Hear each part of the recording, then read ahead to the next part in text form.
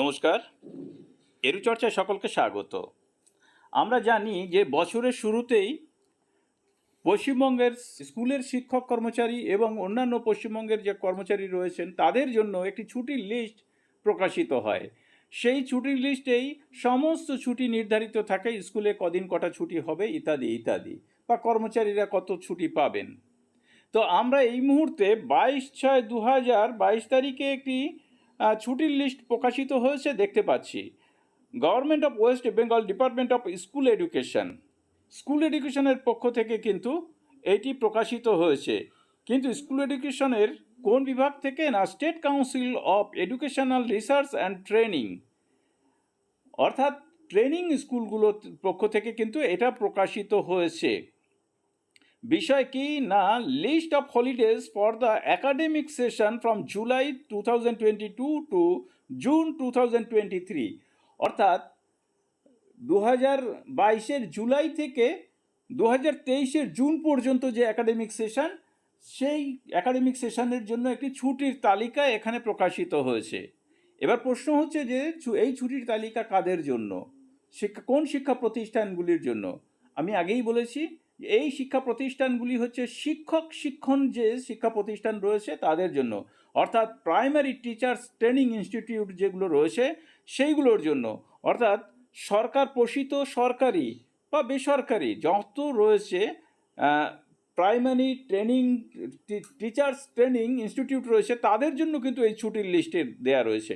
কোনো স্কুল বা সাধারণ যে স্কুলে ছাত্রছাত্রীরা পড়াশোনা করে তাদের জন্য কিন্তু নয়, অর্থাৎ হাই স্কুল বা এসএসকে এমএসকে এদের জন্য কিন্তু এই ছুটির লিস্টটা নয়। এই ছুটির লিস্টটা ওই প্রাইমারি টিচার্স ট্রেনিং ইনস্টিটিউট যেখানে টিচাররা ট্রেনিং নেয় বা ছাত্রছাত্রীরা পড়াশোনার পর ট্রেনিং নিতে যায়, টিচার ট্রেনিং, সেই ইনস্টিটিউটের জন্য কিন্তু এই ছুটির লিস্ট। এই সমস্ত শিক্ষা প্রতিষ্ঠানে সেশন শুরু হয় কিন্তু জুলাই থেকে জুন পর্যন্ত কিন্তু এই শিক্ষা প্রতিষ্ঠানের শিক্ষা সেশন। সেই কারণে কিন্তু এখানে যে ছুটির লিস্ট দেওয়া হয়েছে সেটি জুলাই থেকে 2022-এর জুলাই থেকে 23-এর জুন পর্যন্ত দেওয়া রয়েছে। কি রয়েছে না, এই ছুটির লিস্টে দেখুন 65টা ছুটি কিন্তু বরাদ্দ রয়েছে। আপনারা শেষে দেখতে পাচ্ছেন যে 65টা ছুটি টোটাল এখানে কিন্তু বরাদ্দ রয়েছে। তবে 1 জুলাই থেকে ডিসেম্বর পর্যন্ত কিন্তু ছুটি এই 22-এ অন্যান্যদের যেমন রয়েছে তেমনই দেখা যাচ্ছে। তো বাকি 23 সালের কিন্তু জুন পর্যন্ত ছুটি এখানে সেভাবেই বরাদ্দ রয়েছে। তো আপনারা 1 জুলাই দেখুন ডক্টর বিসি রায়ের জন্মদিন উপলক্ষে কিন্তু ছুটি রয়েছে। তারপরে ঈদুজ্জোহার জন্য রয়েছে কোনো ছুটি নেই, যেহেতু ওটা রবিবার রয়েছে। তারপরে বার্থডে অফ ভানুভক্ত, দেখো ভানুভক্তের জন্য একদিনের ছুটি রয়েছে। তারপরে মহরমের জন্য একদিন ছুটি রয়েছে। ক তারিখে না, 9 তারিখে, 9/8-এ ইন্ডিপেন্ডেন্স ডে 15/8-এ, সেটার জন্য একদিন ছুটি রয়েছে। আর জন্মাষ্টমীর জন্য কিন্তু শুক্রবার পড়েছে, একদিন ছুটি রয়েছে। মহালয়া এবার রবিবার পড়েছে, সেই জন্য কোনো ছুটি বরাদ্দ হয়নি।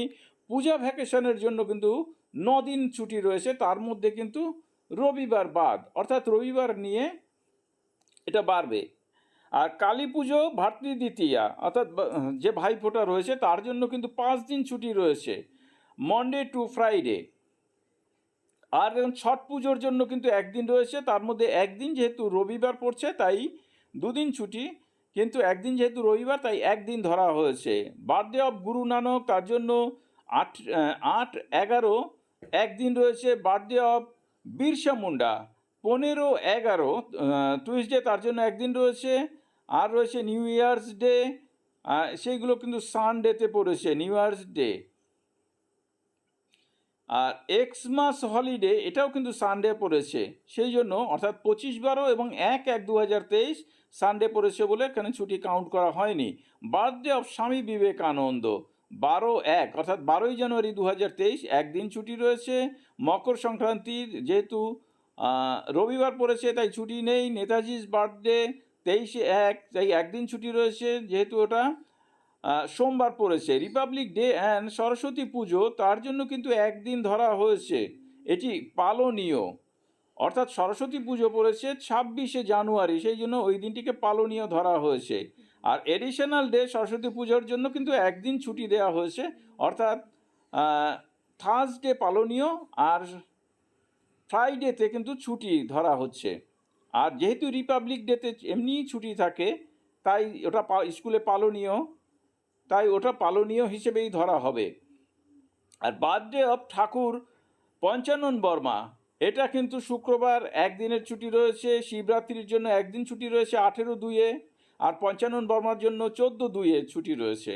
আর দোলযাত্রার জন্য রয়েছে 7/3/2023 জন্য 2 দিন ছুটি রয়েছে, টুইসডে অ্যান্ড ওয়েনেসডে। আর বার্থডে অফ হরিচাঁদ ঠাকুর 20/3/2023 সোমবার রয়েছে।